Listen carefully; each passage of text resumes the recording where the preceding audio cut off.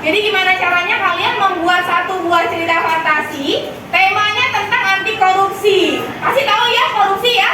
Korupsi misalnya nanti kalian mau bikinnya korupsi tentang teman-temannya di kelas, boleh. Atau misalnya di luar sekolah karena ini cerita fantasi. Latarnya di mana aja boleh. Bebas. Yang penting harus mengambil temanya tentang anti korupsi. Oke, jadi kamu tuh sebenarnya tahu nggak sih korupsi itu apa? Jadi korupsi itu contohnya kayak gimana?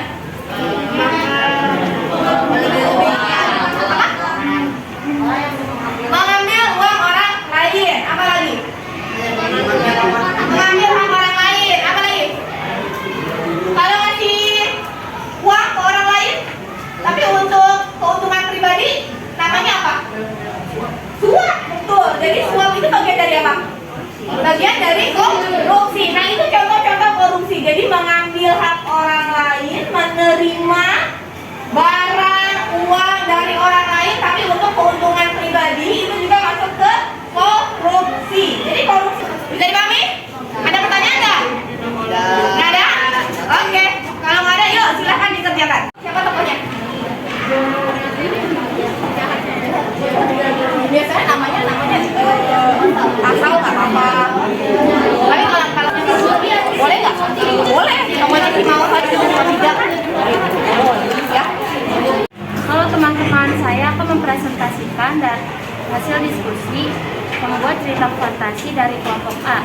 Kelompok A terdiri dari saya, Aurel, Zik, Jihan, Erlan, dan Anai. Menentukan penokohan dalam cerita. Temanya apa? Temanya adalah anti korupsi. Oke. Menentukan penokohan dalam cerita. Protagonis Alan, antagonis Fariza, tritagonis Atsa. Latar ceritanya di sekolah peri. Kerangkanya adalah 1. Pengenalan tokoh. Alan sebagai bendahara, Fariza sebagai ketua kelas, Atsa sebagai teman Alan.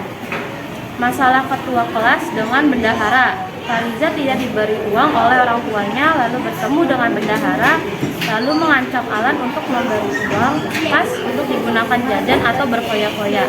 Lalu Atsa melihat kejadian tersebut, lalu Fariza langsung mengancam atau mengucapkan mantra, lalu menghilang, meminta maaf dan mengembalikan uang tersebut. Amanatnya adalah jangan mengambil hak orang lain karena merugikan diri sendiri dan orang lain. Terima kasih. Oke, jadi hari ini kita sudah membuat sebuah cerita dengan temanya apa tadi? Anti korupsi. Jadi kalau misalnya cerita teks fantasi, yang terpenting adalah harus ada apanya? Harus ada keajaiban. Jadi bisa disimpulkan bahwa tindakan korupsi itu bisa apa? Bisa? Yang tadi? Merugikan?